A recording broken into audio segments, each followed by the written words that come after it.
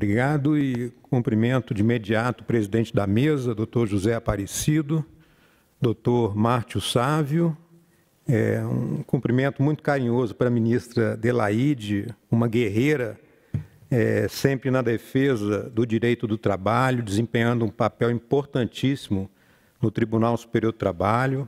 Cumprimento a vice-presidente do tribunal, doutora Marlene, e todos os desembargadores, juízes, membros do Ministério Público, advogados, servidores e estudantes. Não é fácil falar por último, mas eu vou ainda tocar em alguns pontos que foram comentados aqui, brilhantemente, pelos expositores que me antecederam, para tentar tirar uma conclusão própria. Bom, a matéria é constitucional, terceirização.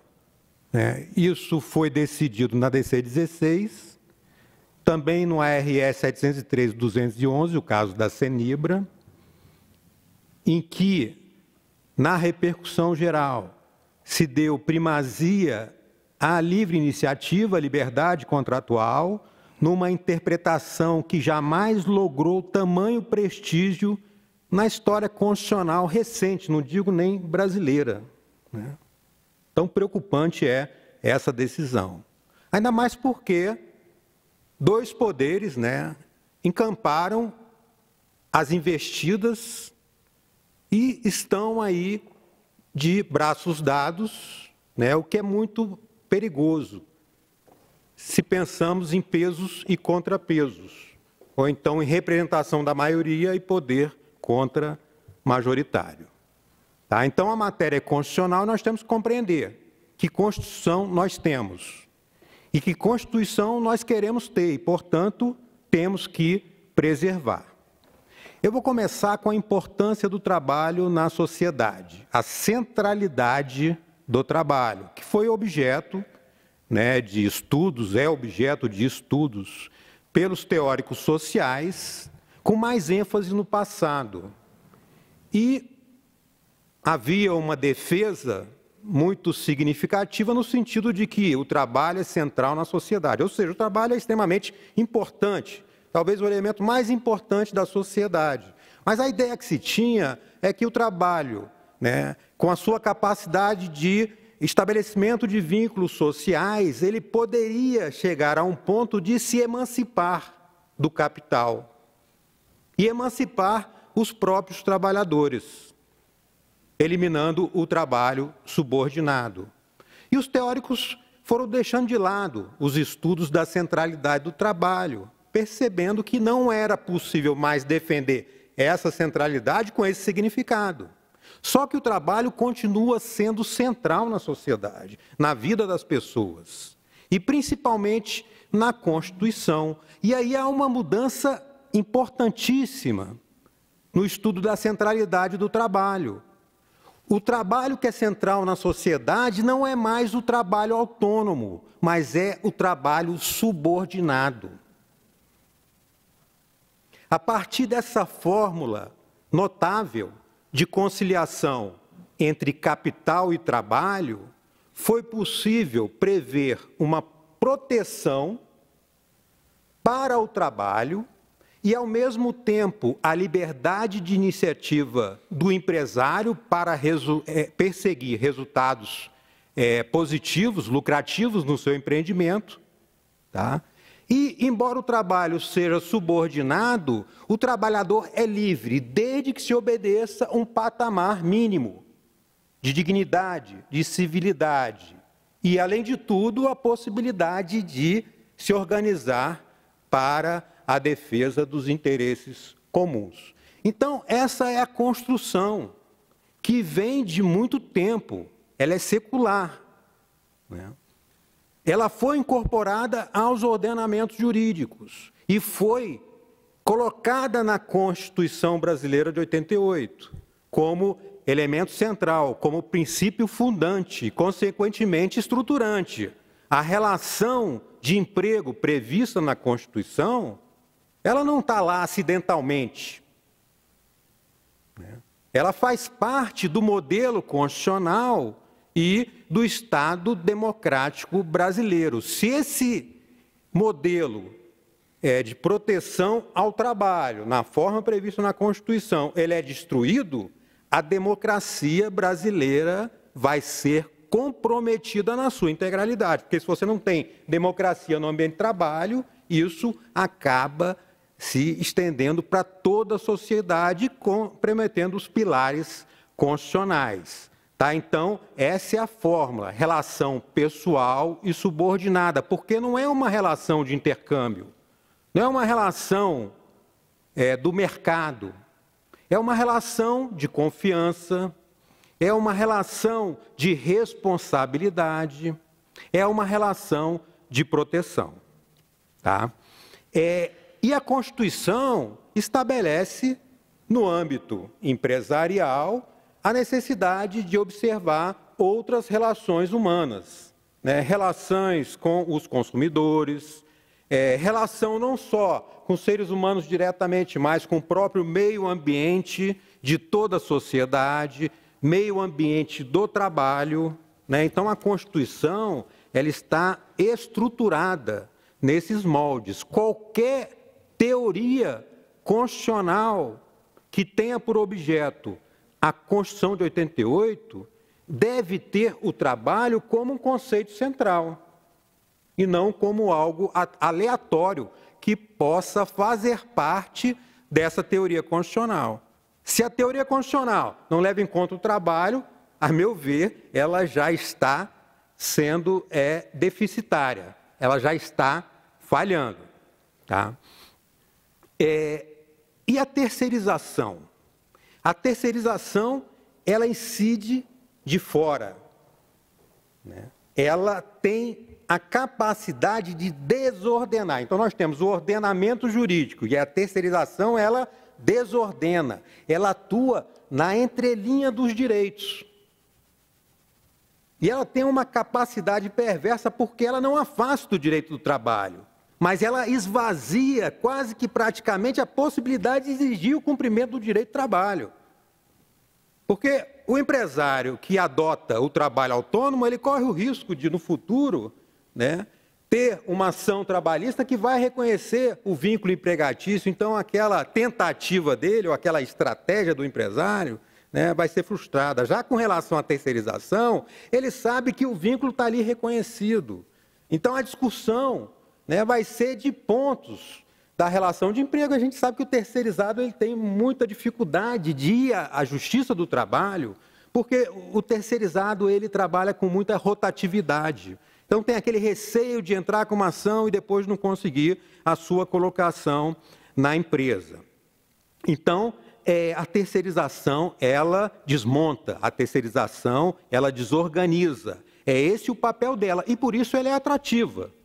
Né? Se a terceirização ela é regulamentada para reconhecer todos os direitos, vamos estabelecer um padrão civilizatório na terceirização da atividade meio, reconhecendo isonomia, reconhecendo responsabilidade solidária, todas as garantias, isso deixa de ser interessante. Então, a terceirização ela tem, né, essa atração toda no meio empresarial, por quê? Ela precariza, ela desconstrói o direito do trabalho, e aí ela gera um lucro fenomenal. Né? É claro que se nós pensarmos numa terceirização protegida, né, quem vai terceirizar tem que conseguir lucro próprio, o lucro da empresa que está terceirizando, contratando o empregado, né, isso ficaria muito mais caro. Né? Então, a ideia não é essa, a ideia é realmente desestabilizar o direito do trabalho.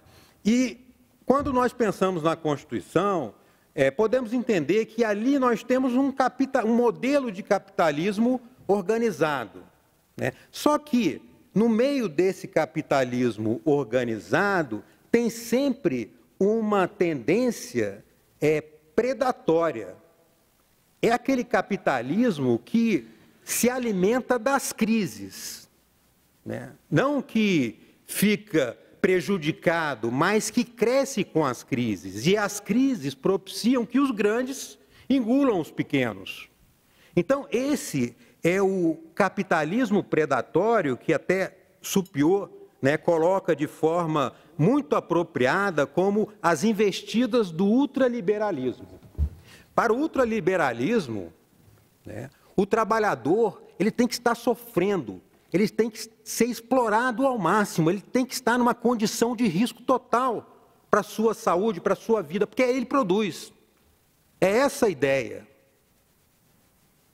Se tiver proteção, isso não será adequado para o desenvolvimento desse capitalismo predatório, desse mercado total. E aí os ataques às estruturas consolidadas, como muito bem observa Bauman, né, elas destroem e abrem espaços, destroem, né, as estruturas consolidadas para abrir espaço para as forças dispersas, à deriva, soltas, sempre fora de controle e muitas vezes furiosas, né? Então, o que se busca realmente é eliminar as barreiras, as resistências, por intermédio dos direitos e garantias, naquilo que Supiô coloca. A concorrência já não é mais dos produtos, a concorrência é dos ordenamentos jurídicos, ou seja, se ganha dinheiro, desculpem, não porque se oferece um produto de qualidade, mas porque se atua nos espaços de um ordenamento jurídico destruído em que é possível agir, mas devastando aquela sociedade e respondendo menos pelos estragos produzidos. Então, nós vivemos, nesse momento, nesse contexto de um processo desconstituinte. É a própria desconstitucionalização do direito do trabalho. A terceirização, ela desconstitucionaliza. Por exemplo, a isonomia, ela desconstitucionaliza a organização sindical, ela desconstitucionaliza a saúde e segurança no trabalho. E a regulamentação da liberação da terceirização vai legalizar o quê? A discriminação, o infortúnio e o adoecimento no trabalho e a desorganização sindical, a gente sabe muito bem disso. É até curioso que, nesse contexto, uma das propostas de reforma trabalhista, aliás, duas propostas que são completamente inconciliáveis, terceirização, liberação da terceirização na atividade fim e prevalência do negociado sobre o legislado. São inconciliáveis, incompatíveis. Por quê? O terceirizado não tem capacidade de se organizar. E a empresa que contrata o trabalhador não tem possibilidade de definir as condições de trabalho. Quem define as condições de trabalho é o tomador de serviço, pelo menos na maior parte dos casos. Não há como conciliar terceirização e negociação coletiva. São propostas inconciliáveis. E aí vem a terceira parte da proposta, modernização da CLT. Mas eu fico pensando, a CLT realmente precisa ser modernizada, né? Nós não temos, por exemplo, na CLT, a previsão de assédio moral. E toda hora chega ação, né, envolvendo assédio moral, e essas ações são julgadas pelo Poder Judiciário. Por que modernizar a CLT não é regulamentar o adicional de atividades penosas? Ou regulamentar a representação dos trabalhadores nas empresas com mais de 200 empregados. Se realmente se quer o negociado sobre o legislado, então vamos propiciar a democratização no ambiente de trabalho, a participação do trabalhador nas decisões relevantes daquele empreendimento, inclusive nos seus rumos. A garantia de emprego para os representantes dos trabalhadores e representantes sindicais. A abertura de contas das empresas para se ter uma negociação de boa-fé, baseada no princípio da confiança. Será que é realmente isso que se quer, uma negociação verdadeira ou um atalho para destruir os direitos no meio dessas investidas? Nós precisamos, no contexto atual, de repensar a responsabilidade trabalhista, tá? Eu vou entrar agora rapidamente na jurisdição constitucional, principalmente para externar uma preocupação. Bom, Dworkin, ele é um defensor da única decisão correta. E alguns críticos lançaram uma série de argumentos, e aí ele responde da seguinte maneira: eu não disse que há um único caminho, apenas diferentes caminhos para decidir casos difíceis. O que há é que existe uma única decisão correta, mas muitas vezes é difícil demonstrar a decisão correta em cada situação. Então, Dworkin ele está defendendo a sua teoria, que é uma teoria que envolve direito com a moral, e rebatendo o positivismo, que afasta o direito da moral. Então, o que o Dworkin quer dizer? Se eu digo que tem mais de uma decisão, qualquer decisão pode ser aplicada, é irrelevante. Se eu tenho muitas decisões, eu posso ter todas, Todas valem, então você cai no relativismo moral. A gente sabe que não tem uma única decisão correta, ou que pelo menos é muito difícil demonstrar, como o próprio autor coloca. Então, na realidade, os ministros do Supremo Tribunal Federal, os membros do Poder Judiciário, decidem com base em sua história de vida, com base em suas concepções, com base em suas reações momentâneas. Tem o juiz idealista que ele acredita, eu vou mudar o mundo. E tem o juiz que está mais conformado ali, nossa, a situação está tão complicada que isso aqui não vai resolver nada, eu vou manter a decisão, vamos deixar como está, pode dar problema. Então, isso faz parte. E os norte-americanos, eles têm estudos interessantes, às vezes, para ver o perfil do juiz da Suprema Corte. E, muitas vezes, esse perfil não é só do juiz, às vezes é da própria decisão e da composição da Suprema Corte norte-americana. Então, nós temos eras. Então, tem juízes que, muitas vezes, são considerados os heróis, outros são considerados soldados, porque costumam agir seguindo ali uma linha, seguindo uma tendência. Então, vou pegar mais ou menos essa avaliação para tentar enquadrar o problema da terceirização. Mas antes, a preocupação. O Supremo Tribunal Federal recebeu com muita naturalidade o argumento empresarial sobre a terceirização e os possíveis impactos da terceirização na livre iniciativa. Só que o discurso do trabalhador não chegou ao Supremo Tribunal Federal. Como é que isso vai ser feito? Porque o Supremo desconsidera, como o professor Martins colocou muito bem, o Supremo muitas vezes desconsidera tudo aquilo que foi discutido, debatido, na Justiça do Trabalho, primeiro, segundo, no TST, e aí ele simplesmente decide, sem ouvir, sem que haja uma participação da sociedade nas decisões. E o pior, quando a gente fala de terceirização, esses processos são decididos nos tribunais, muitas vezes o terceirizado desamparado não comparece ao tribunal, evidentemente, não tem condição, está lá com o seu advogado, que muitas vezes também não tem nem como ir ao tribunal para fazer uma sustentação, e do outro lado nós temos grandes empresários, temos muitas vezes o Estado ali com a sua força, com a sua penetração nos tribunais, com seu corpo de advogados muito atuante, numa pressão incrível. Então vejam como essa disputa ela se torna desproporcional a partir do momento do ajuizamento da ação. Por isso que a gente não pode falar, o princípio protetor só vale até aqui. Dali para lá não vale. Pelo contrário, o princípio protetor ele tem que ir até ao final da demanda, até que o empregado possa gozar do bem da vida, para que o seu trabalho não seja uma reprodução do sistema de exploração. Os trabalhadores já têm os seus direitos que não podem ser reclamados porque a prescrição fulmina as pretensões. Então, aquilo que ocorreu 5 anos para trás, já, os empregados ganharam com aquilo. Imagina que negociação. Aí vai para o seu trabalho, a ação individual, o trabalhador precisa daquilo, eu vou fazer um acordo pela metade. Puxa, maravilha.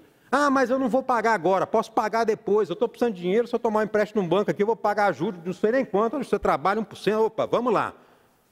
Então, aí vem o CNJ, como foi colocado aqui, o CNJ dá um peso enorme para a ação individual, porque é numérico, a ação coletiva é aquele caso complicado, meio ambiente de trabalho, aí, cai na mesma estatística, é claro que o juiz tem que dar conta ali, ele vai preferir a ação individual que ele ganha ponto na estatística. Então, nós temos que ter muita preocupação com isso, até que ponto a Justiça do Trabalho ela pode reagir para não se converter num mecanismo do mercado total ou das ideias ultra liberais.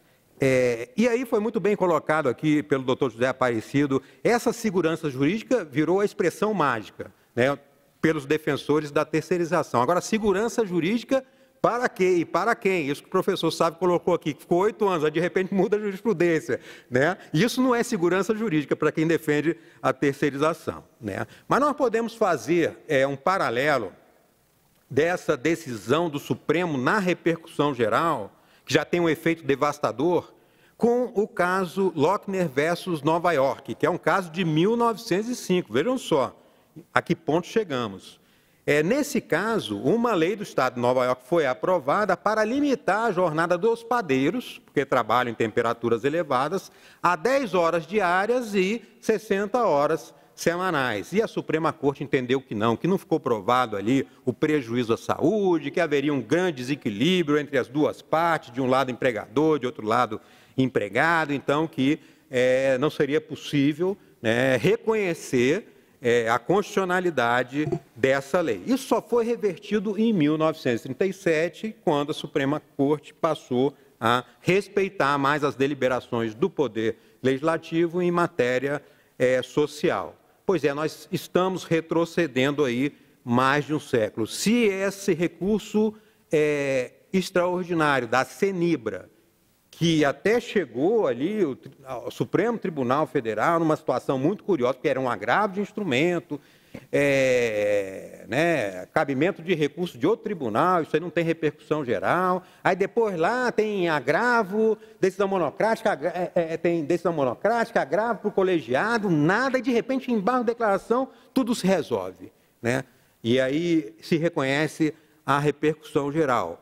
E já temos casos no TST, essa semana mesmo, na Coordenadoria de Recursos Judiciais, eu tive um caso da Petrobras, em que o recurso extraordinário da Petrobras, porque não poderia terceirizar a atividade fim, evidentemente não pode, porque tem que fazer concurso público, né, foi sobrestado pelo, então, vice-presidente do tribunal, em razão desse ARE da CENIBRA, que é uma empresa privada. Então, como é que se aplica, né? Tudo bem, você vai liberar a atividade fim, né, na iniciativa privada, mas não pode liberar para as empresas públicas, porque até então elas têm que preencher os postos na atividade fim mediante concurso público, né? Com relação à DC 16, e aí nesse ponto, talvez seja até bom o Tribunal Superior do Trabalho, viu, ministra Adelaide, de experimentar um pouco dos efeitos dessa reclamação, para que não aplique a reclamação agora com o novo CPC, que pode ser aplicada pelo TST, por qualquer tribunal do país, porque isso viola o devido processo legal, né? A reclamação, ela tira justamente a possibilidade de fazer a distinção do caso ou de levar em conta aquilo que foi relevante para a decisão.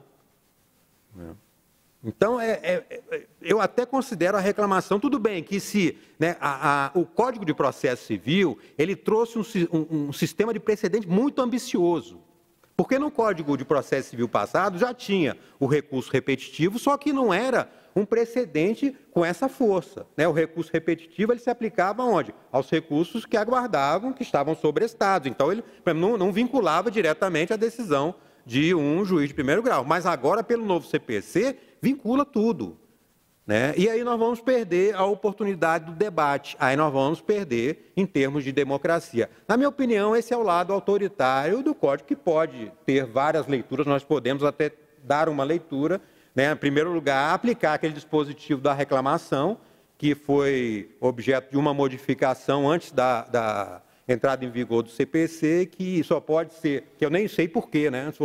Por que protocolar a reclamação junto com o recurso, né? Mas tem que esgotar todos os recursos cabíveis para se valer da reclamação. Essa pode ser uma solução, né? Porque senão, e esse RDR, imediatamente vai suspender todas as ações individuais e coletivas, né? A gente está tendo nesse novo código uma coletivização na saída, né, com a possibilidade de prejudicar e muito a coletivização na entrada. E tudo aquilo que leva ao julgamento de uma ação coletiva, pelo Ministério Público, pelo sindicato, pela associação, né, que é avaliar a situação, ter contato com os trabalhadores, reunir elementos de prova, né, tudo isso vai ser reunido